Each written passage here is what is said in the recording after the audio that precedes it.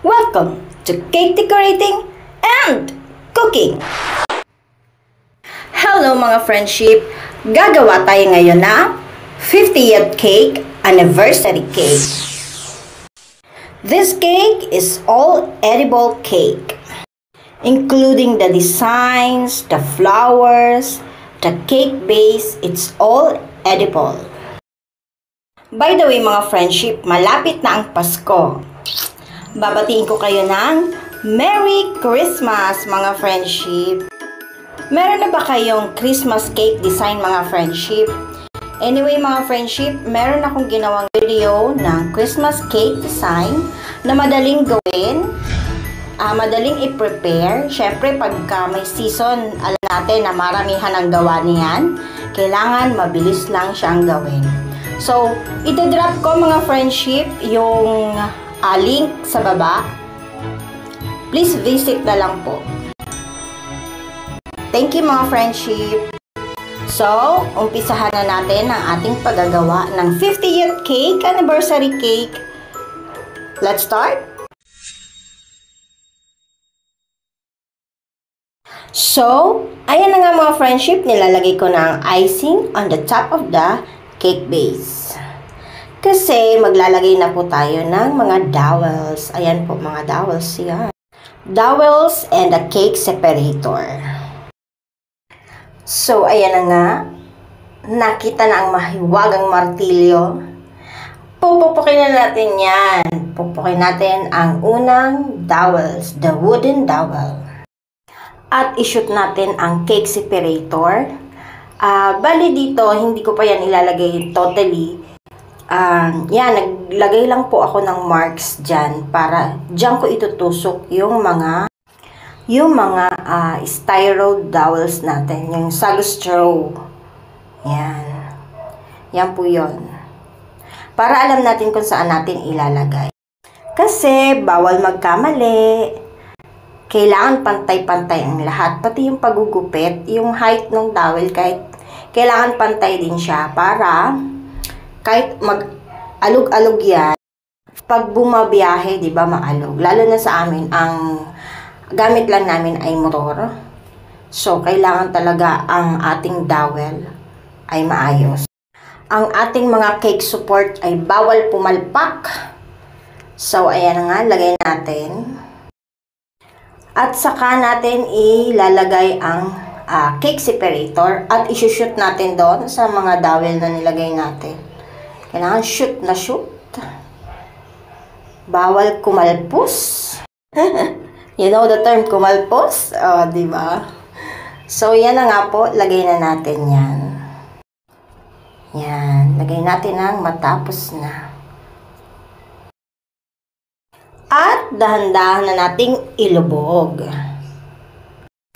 Ibaw natin to mga friendship hanggang masagad yung board. Masagad yung board, yung dowel doon sa board. And then, para sigurado at hindi dumulas ang cake base again, doon sa top, lagyan uli natin ng whipped cream.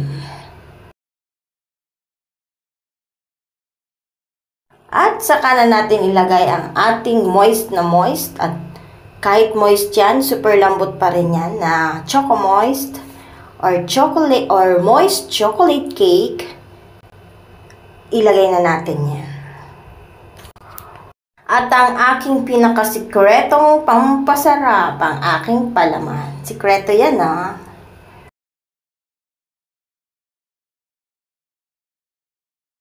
So, ayan, natapos na nga ang ating pag-assemble. Gupitin na natin ang pinakadulo ng dowel, ang sobra ng wooden dowel.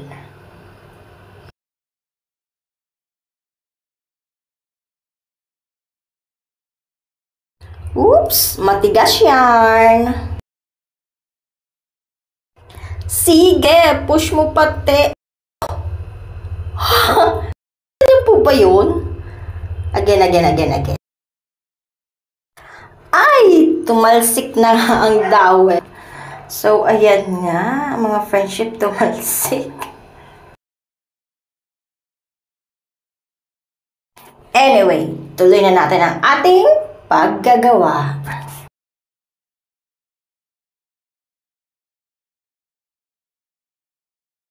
So, ayan, tuloy-tuloy lang ang ating pagko-cover ng cake. Ang ating icing is just a whipped cream. Sige, tanong nyo sa akin kung anong whipped cream frosting ang gamit ko. Anong brand? Comment nyo nga po sa baba at sasagutin ko kayo.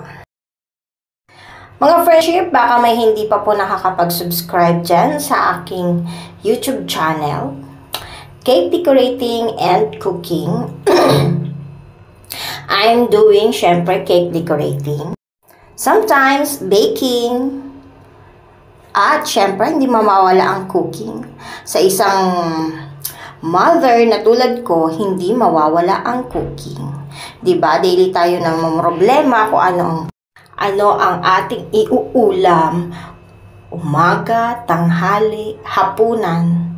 Diba? So, cooking natin, nandyan lang yan mga friendship. Paki-subscribe naman mga friends. At syempre, kung nagustuhan nyo yung aking video, pwedeng paki-thumbs up na rin. And, paki-share na din po. Maraming salamat mga friendship.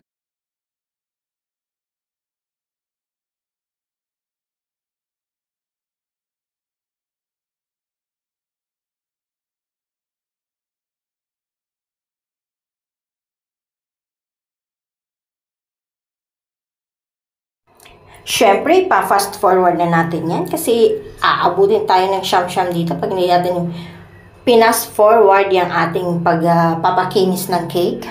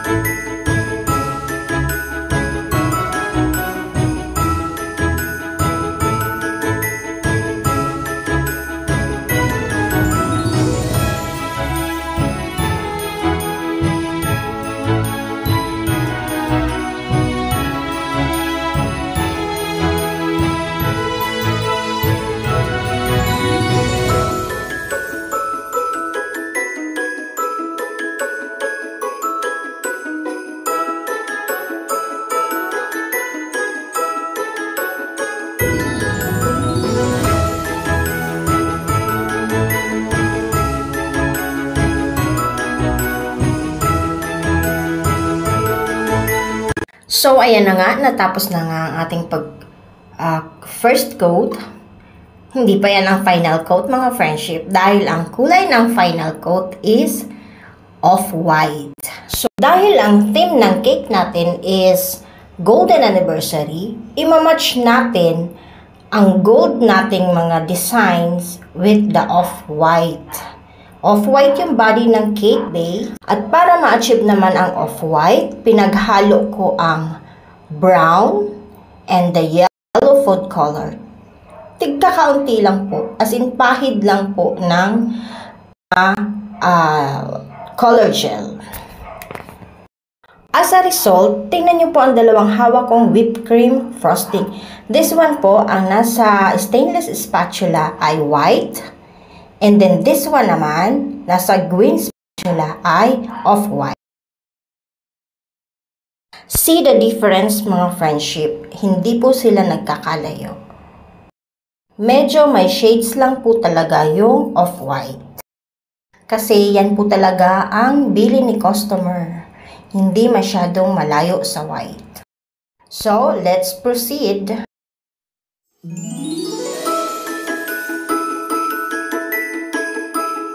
So, ayan na nga po mga friendship, mag-final coat na tayo nang matapos na tayo.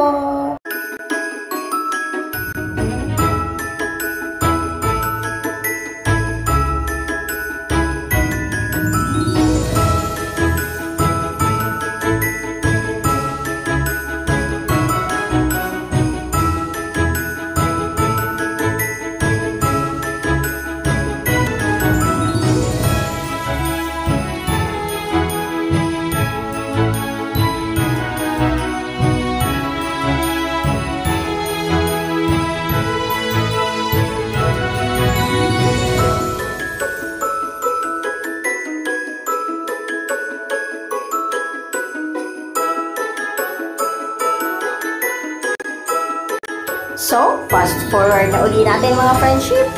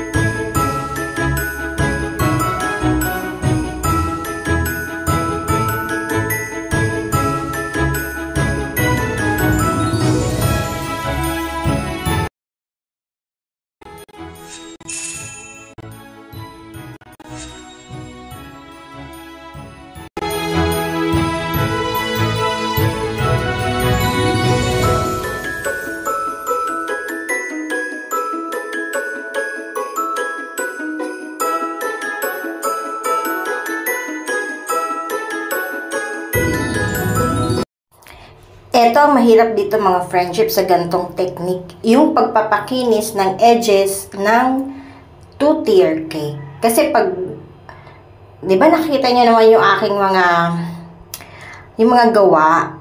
Di ba nakikita nyo naman akong gumawa ng single tier cake?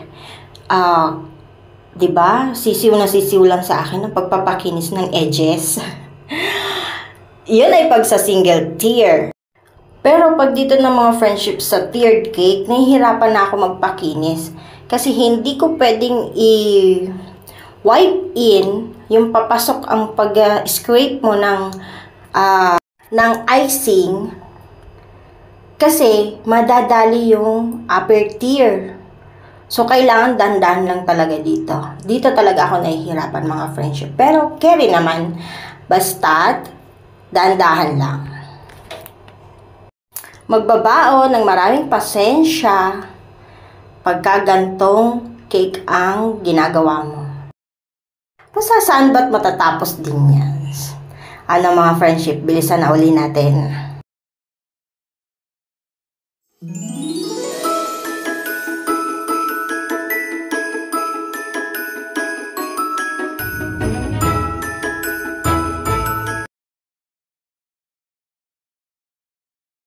O, diba? Natapos din. O. Next step, decorating na tayo mga friendship. Ayan, nilalagay ko na ang golden ribbon. Diyan lang yan sa baba mga friendship. Sa lahat ng pagde-decor, ito ang napakadali. Dahil ipupulupot mo lang ang ribbon dyan sa cake.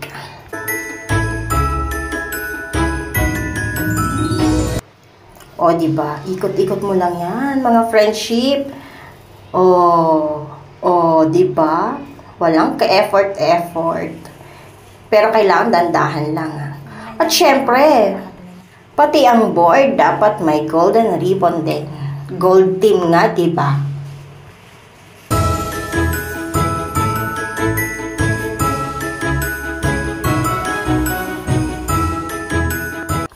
Finally, mga friendship, lagay na tayo ng topper. Yan ang aking fondant cake topper. Edible yarn at made by yours truly. I made it ahead of time. Para medyo tumigas pa siya since na yan ay fondant. So, alam naman natin ang fondant, hindi agad-agad tumitigas unlike doon sa gum paste. Kasi mga friendship, hindi ko na po nilagay lahat ng topper kasi bibit-bitin ko na po yan, doon ko na lang ilalagay siya sa venue. Kasi mahirap ang daan sa pupuntahan namin. At ayokong masira. So, ayan na nga mga friendship. Yan, may kapartner siyang cupcake. At yan, nasa venue na tayo mga friendship na ilagay na natin lahat. Ayan si ma'am. Yan po yung mga umorder. May pa-message pa sila. So, thank you so much mga madam. Matagal na ko. Actually, na September 15 pa to, pero ngayon ko lang siyang i-upload. So, sorry naman po sa inyo. Anyway, thank you so much ma'am sa pag-order. Sila po ay aking mga suki na since 2001 o early 2002. So, hanggang ngayon, sa akin pa rin siya nag-order ng cake. Thank you so much, ma'am. Actually, mga friendship, hindi lang sila may wedding anniversary dyan. Wedding anniversary din po namin ng mag-asawa, pero nakalimutan ko na po yun. Sobrang busy ko. Same din po sa asawa ko. Sobrang busy niya din po. Habang kinakabit ko yung mga details doon sa venue, di ba sabi ko sa inyo, sa venue na ako magkakabit. Habang kinakabit ko yun doon sa venue, biglang naalala ng asawa ko yung date. Sabi niya, Mami, 15 pa lang ngayon. Anniversary din pala natin. So, yun na nga. Anyway, o diba, medyo maingay-ingay ako dyan mga friendship. So, mga friendship, agad dito na lang ang aking vlog. I hope you enjoy my video. My cake decorating, may napulot po kayong aral. At see you po on my next video. Huwag po kayong magsawang manood sa aking mga video. I will be sharing tips on how to decorate cake. Don't forget